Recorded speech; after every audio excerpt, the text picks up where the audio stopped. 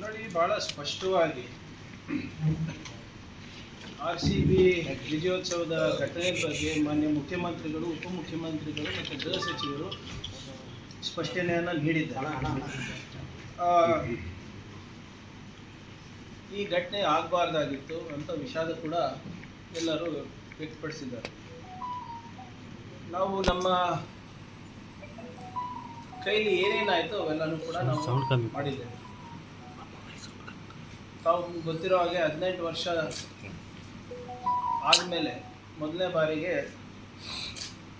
ಈ ಪಂದ್ಯವನ್ನು ಗೆದ್ದಿದ್ವಿ. ಜನರ ನಿರೀಕ್ಷೆ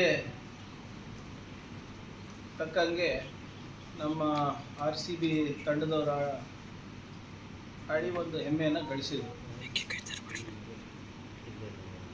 ಮುಂಚೆ ಎಲ್ಲ ಏನಾಗ್ತಾ ಇತ್ತು, 1-2 ದಿನ ಗ್ಯಾಪ್ ಕೊಟ್ಟು ವಿಜೇತರು ಆ ನಗರಕ್ಕೆ ಬರ್ತಾಯಿದ್ರು.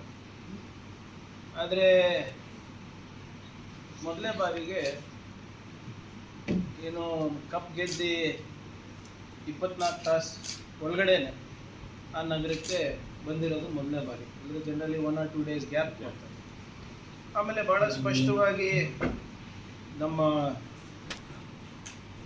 ಗೃಹ ಇಲಾಖೆಯಿಂದ ಏನೇನು ಅವರಿಗೆ ಪರ್ಮಿಷನ್ ಬೇಕಾಗಿತ್ತು ಅದನ್ನು ಕೂಡ ಕೊಟ್ಟಿದ್ದಾರೆ. ಎಲ್ಲಿ ನಮಗೆ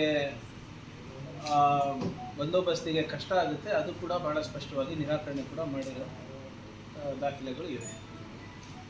ನಾವು ಯಾವುದೇ ರೀತಿಯಾದಂಥ ನಿರ್ಲಕ್ಷ್ಯ ತೋರಿಸ್ಬೇಕಂತೀರಿ.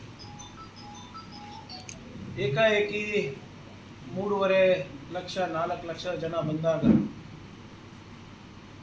ನಮ್ಮ ನಿರೀಕ್ಷೆ ಮೀರಿ ಜನರು ಬಂದಾಗ ಸ್ವಲ್ಪ ಲೋಪಗಳಾಗಿದೆ. ಅದರಲ್ಲಿ ಯಾವುದೇ ರೀತಿಯಾದಂಥ ನಾವು ಡಿಫೆಂಡ್ ಮಾಡೋಕ್ಕೂ ಹೋಗ್ತಾ ಇದ್ದೀವಿ. ನಾವು ಒಂದು ಜವಾಬ್ದಾರಿಯುತ ಸರ್ಕಾರ ಇದ್ದೇವೆ. ಜವಾಬ್ದಾರಿಯನ್ನು ಆಗಲೇ ಮಾನ್ಯ ಮುಖ್ಯಮಂತ್ರಿಗಳನ್ನು ತಗೊಂಡಿದ್ದಾರೆ, ಉಪಮುಖ್ಯಮಂತ್ರಿಗಳು ಮತ್ತು ಗೃಹ ಸಚಿವರು ತಗೊಂಡಿದ್ದಾರೆ. ನಮ್ಮ ಕೈಲಾದಷ್ಟು ಕೂಡ ನಾವು ಮಾಡಿದ್ದೇವೆ. And we are accountable. ನಾವೇನು ನಮ್ಮ ಜವಾಬ್ದಾರಿಯಿಂದ ಜಾರ್ಕೊಂತಾನೂ ಇಲ್ಲ. ಬೇರೆ ರಾಜ್ಯಗಳಲ್ಲಿ ಇಂಥ ಘಟನೆಗಳು ನಡೆದಾಗ ಅಲ್ಲಿನ ಸರ್ಕಾರ ಏನು ಮಾಡಿದೆ ಮತ್ತು ನಮ್ಮ ಸರ್ಕಾರ ಏನು ಮಾಡಿದೆ ದಯವಿಟ್ಟು ಹೋಲಿಕೆ ಮಾಡಿ. ಜವಾಬ್ದಾರಿಯನ್ನು ಹೊತ್ಕೊಂಡು ಮಾನ್ಯ ಮುಖ್ಯಮಂತ್ರಿಗಳೇ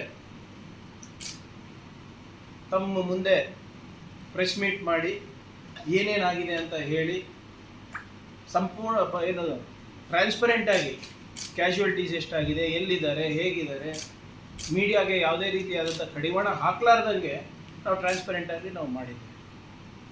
ನಾನು ಯಾಕಿದು ಹೇಳ್ತಾ ಇದ್ದೀನಿ ಅಂದರೆ, ಬೇರೆ ಸರ್ಕಾರಕ್ಕೆ ಹೋಲ್ಸಿ ನೋಡಿ ಅಂದರೆ ನಾವು we have taken responsibility, we have owned up responsibility.